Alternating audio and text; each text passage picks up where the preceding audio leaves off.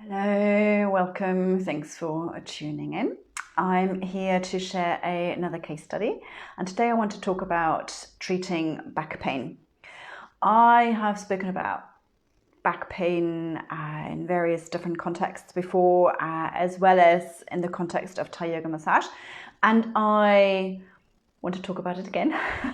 Maybe add something or say it differently. We shall see. Back pain most certainly is one of the most common things that people will come with when they come to a treatment.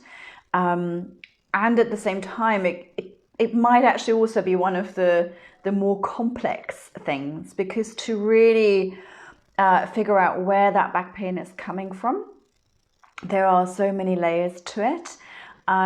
So I think that is what makes this interesting to talk about, to explore, to share, and to discuss, and also hear maybe your thoughts on it.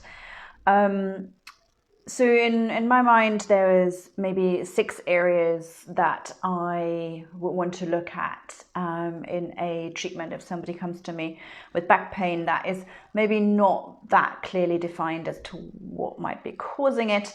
And even if they seem to be quite sure where that back pain is coming from, I would still sort of keep an open mind.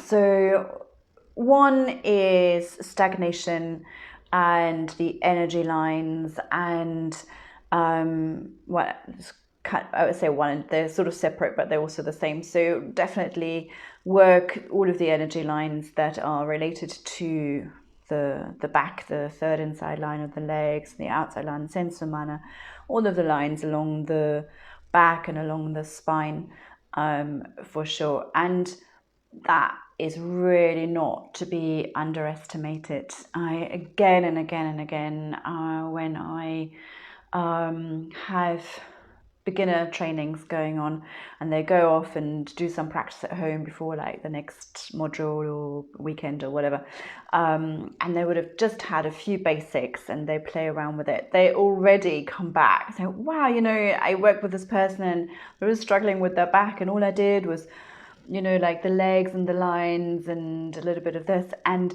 they felt so different after. And I'm like, yes, it works. So definitely. And that will also help with any stagnation that's in the body. And stagnation in general, it contributes to all sorts of health issues, including pain and including back pain. So blood stops, for example, would be also something that I might include in the treatment. So the flow of the energy and taking care of a healthy flow, that there's no blockages, number one. Number two, generally addressing stagnation in the body, and not just blood stops, but also with movement and, kind of that general focus I could give to the treatment to get things to move and to flow, for there to be communication, for the fluids to start moving, all of that. Then, of course, we might need to look at muscular issues and tension in the muscles. There's a whole bunch of quite typical muscles that contribute to the pain. My experience shows a lot of the time it's related to the psoas muscles, left, right. And that then in turn creates quite a lot of triggered pain around the piriformis, the glutes, the QL, all of that area around the lower back and the pelvis area. But the root of it often is the psoas muscle playing up. So that's something to bear in mind. But of course, it could also be any one of those muscles being the kind of the culprit. And then we've got all of the muscles along the spine, further up, and obviously back pain could be lower back, could be upper back, could be shoulders, neck, kind of bringing all of that in. And something I would always look at is the diaphragm, the pelvic floor, and in combination. for sure. I would talk about the diaphragm as a whole separate topic that kind of really features in every treatment. I'll explain why.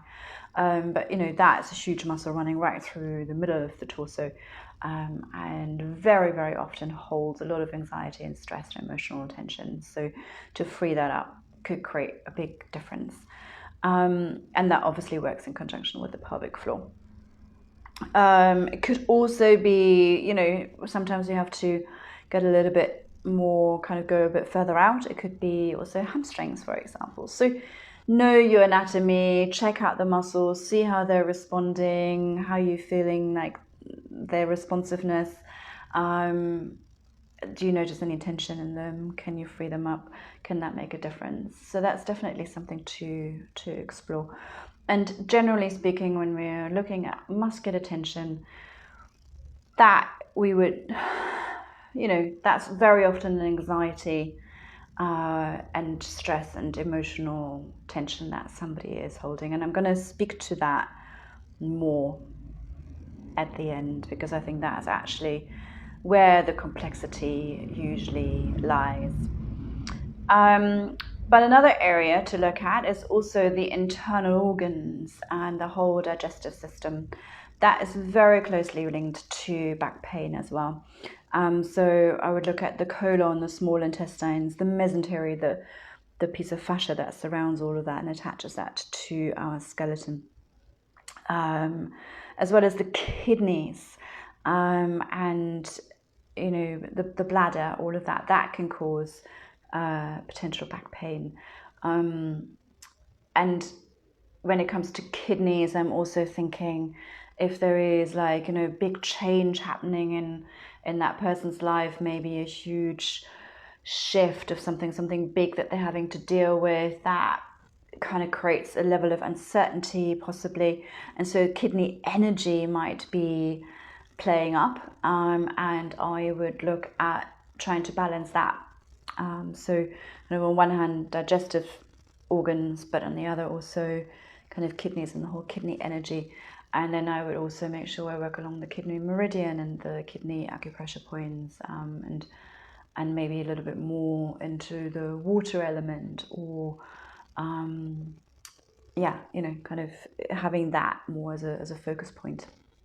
If I know anything about the person's story, and there's something big that they're dealing with.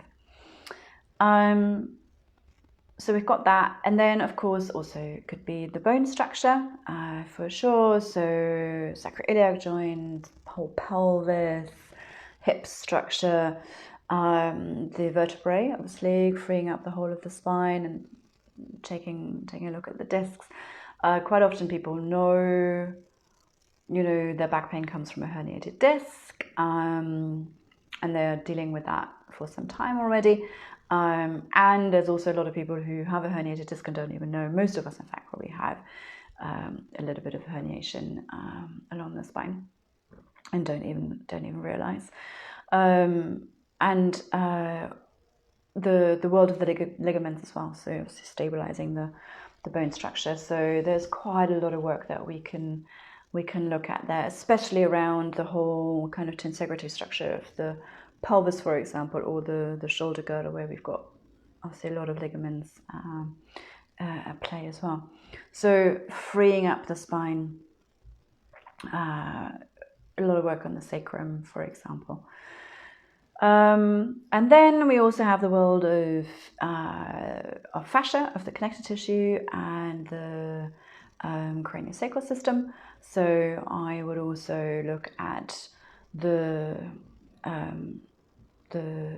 I would do some cranial work, make sure that there's a good flow of the cerebral spinal fluid, that there isn't, or kind of pay some attention to freeing up the dura mater, the pipe that runs through the spine, very tough piece of tissue there, and generally try and free up the fluid spaces, the fluidity of the body, the world of the tissues, with very subtle harmonic movements potentially, and some fascial release, which, everything in the body is connected tissue, so we'll be working in that world anyway, but we could shift our focus on that and have a look at that. So those would probably be broadly the areas to look at, and there would be definitely too much to fit into one treatment. So somewhere along the line, you're going to have to make a decision which one or two of them you might check out to see what's happening and what you can discover.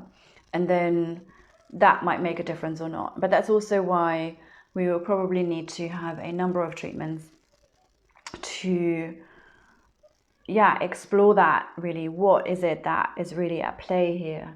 And if it wasn't that, which sometimes is the case, we might have an inkling, but it was not all of it. Maybe it was a layer of it, but then that opens up more. And so the next treatment, we can then move on to something else that we might have already got a bit of a hint of, but didn't have the time to address, because very often we can't really address all of it. So it's about finding a way to create like a treatment plan or a protocol of checking out these different elements, and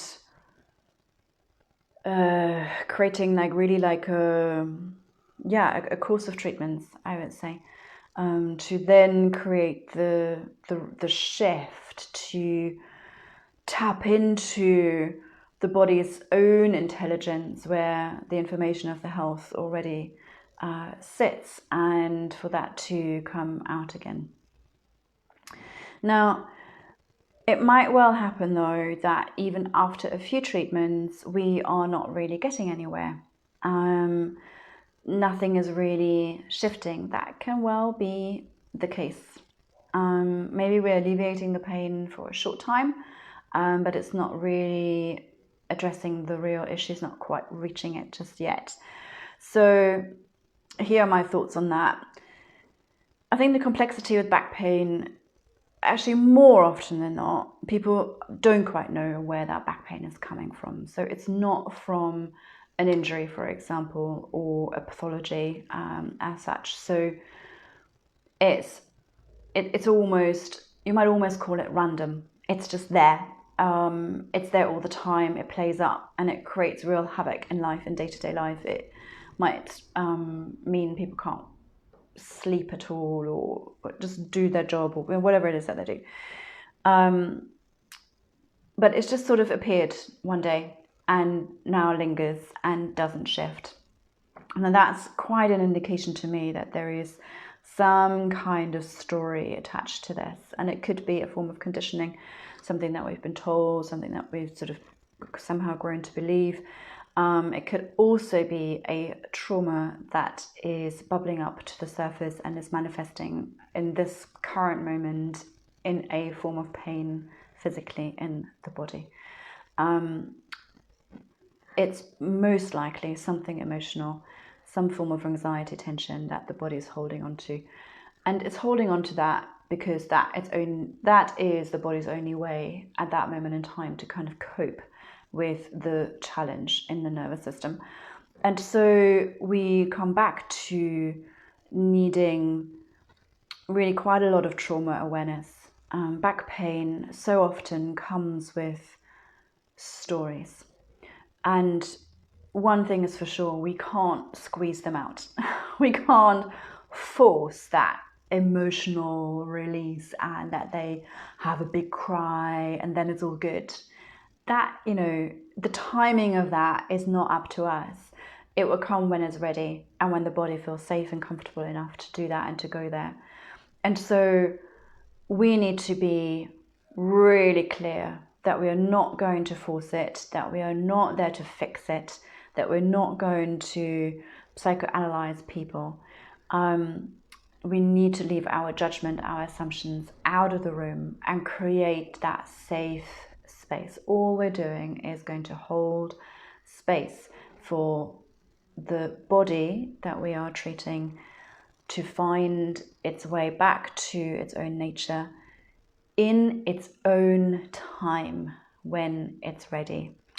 You might be able to have that conversation with people around those terms, and maybe they are then up for, having more regular sessions with you so that you can support them on the way of this process that they are having to go through ultimately on their own. And you can be there to hold their hand on the way.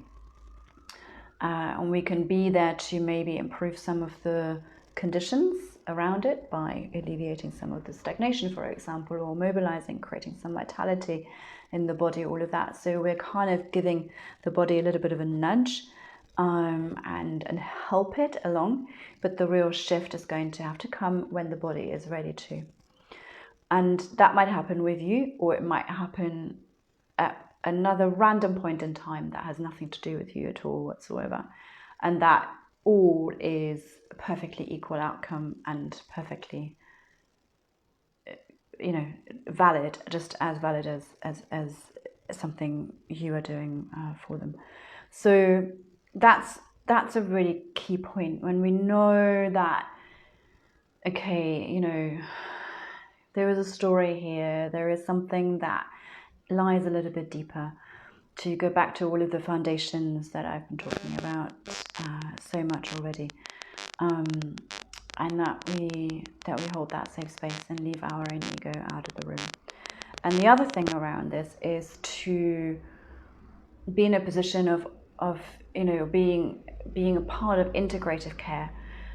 Are you networked enough to refer that person out to somebody else? Because maybe that person needs acupuncture or craniosacral therapy or something different that you're not able to give them. Are you networked enough to offer other resources, maybe on dealing with challenges and trauma?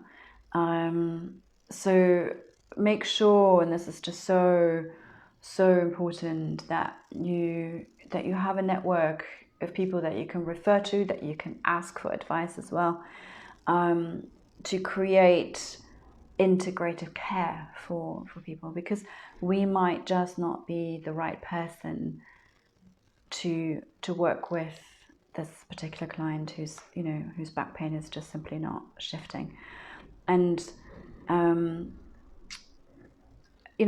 it might then also at some point work the other way, that your colleague is working with somebody and they've tried everything and it's not shifting, and then they might send them to you to help them along and work with them. And that doesn't mean that the original therapist might have to stop working with them, but we're kind of working together.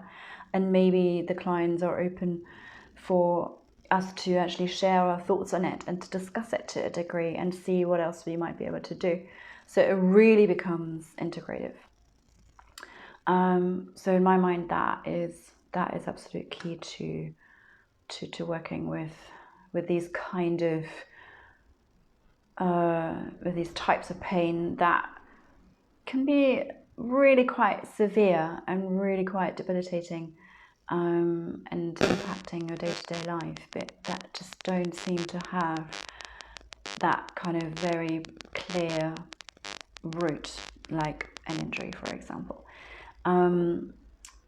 So yeah, that was mostly the sort of aspect that I wanted to add to what I've been previously saying on working with and treating back pain. Let me know your thoughts, any questions, please post below the video. As always, I love to hear from you. And that's it from me for today. Enjoy the rest of your week and take care of yourselves. Bye for now.